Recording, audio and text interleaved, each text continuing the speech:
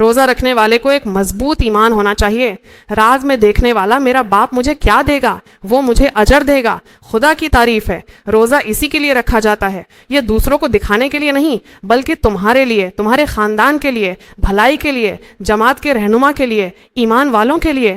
دعا کے معاملے میں اگر شامل کیا جائے تو یہ بہت اچھا ہے۔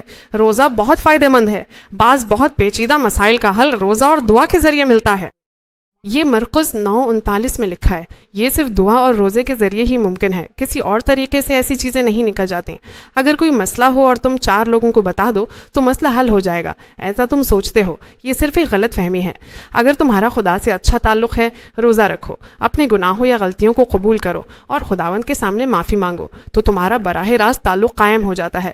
حکومت بھی ہے نا، تم پر رحم کیا جائے گا اور بروقت مدت کے لیے تمہیں فضل ملے گا، اسی لیے دلیری کے ساتھ فضل کے تخت کے پاس جاؤ۔ فضل کا تخت ہی اس کا نام ہے، یعنی وہاں تمہیں فضل ملتا ہے، تمہیں معافی ملتی ہے، تمہیں محبت ملتی ہے، تمہیں حوصلہ ملتا ہے، تمہیں پاک روح کی طاقت ملتی ہے، اور اس طرح تمہاری مشکلات دور ہو جاتی ہیں۔